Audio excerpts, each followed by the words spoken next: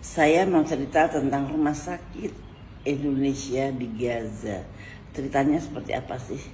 Ketika itu saya masih menjabat sebagai Menteri Kesehatan Republik Indonesia. Tentu saja bersahabat dengan menteri-menteri kesehatan yang lain, bukan? Nah, saya juga bersahabat dengan Menteri Kesehatan Palestina. Waktu itu Palestina sedang dikuasai Hamas. Jadi Palestina itu kadang-kadang dikuasai grup Hamas, kadang-kadang dikuasai grup Fatah gitu. Kalau sekarang presidennya dari Fatah, pada suatu saat presidennya dari Hamas begitu. Nah, pada waktu saya menjadi Menteri Kesehatan, yang berkuasa di Palestina itu Hamas. Nah, Menteri Kesehatan Palestina itu berbisik pada saya, Bu, kalau saya kasih tanah di Gaza, itu bisa nggak Anda bikin rumah sakit? Aduh, terima kasih banget, bener tanah di Gaza, bener. Iya, untuk Anda, untuk Indonesia gitu. Saya nggak kebayang siapa yang mau membuat rumah sakit di sana.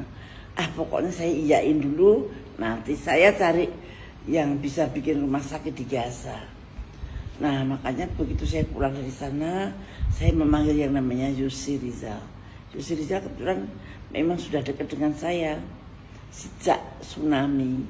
Nah, kemudian saya cerita sama Yusri, saya ditawarin loh sama Menteri Kesehatan Palestina mau dikasih tanah, tapi di Gaza. Di Gaza itu tempat perang loh, Yus. Saya juga heran, ngapain tempat perang dikasih rumah sakit. Saya bilang, wah, Yus itu bersyukur. Alhamdulillah. Kenapa, Yus? Ternyata Yus Rizal itu bercita-cita membuat rumah sakit di Gaza, tetapi dia memikirkan bagaimana caranya mendapat tanah di sana.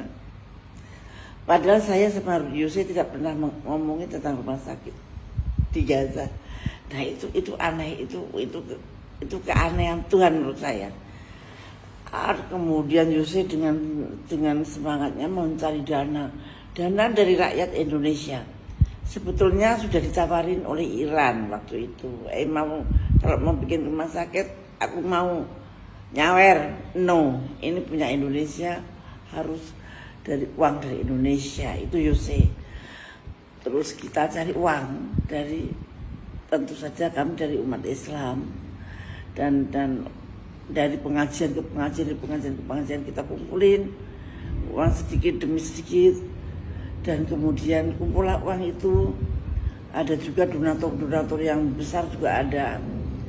Kemudian kita rencanakan pembuatan itu, dan yang merencanakan, yang membuat gambar, yang merencanakan Pak Farid, namanya Farid Talib. Sampai sekarang dialah yang ngurus rumah sakit itu sampai sekarang. Nah, Pak Farid itu kemudian jadilah gambar itu.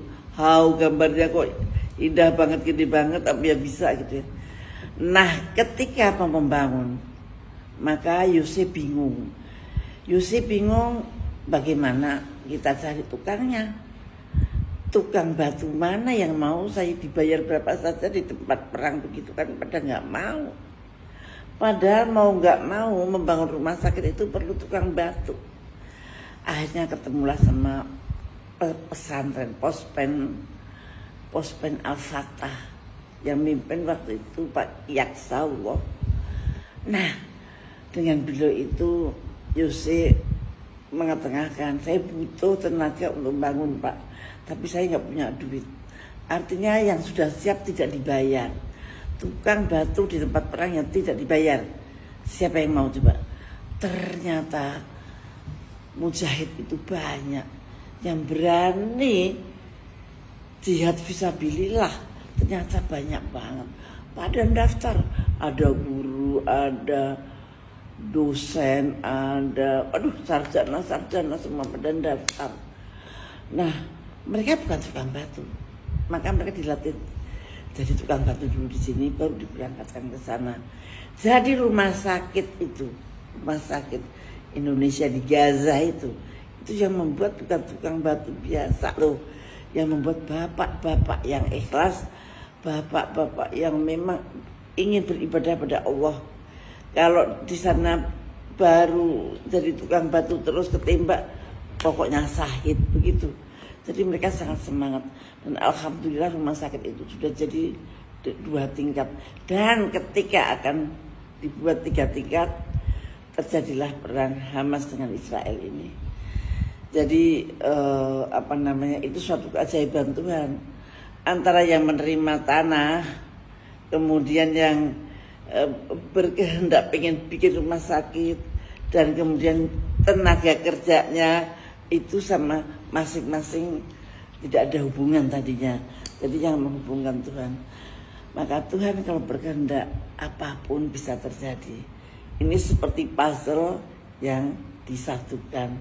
Oh iya, waktu itu kita mikir dokternya siapa.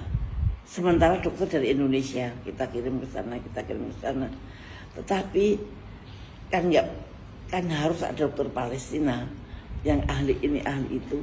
Akhirnya mereka mengirim 10 dokter untuk kita sekolahkan di Indonesia untuk spesialis trauma, saya kira ya, karena di sana kita akan menolongi orang-orang korban perang.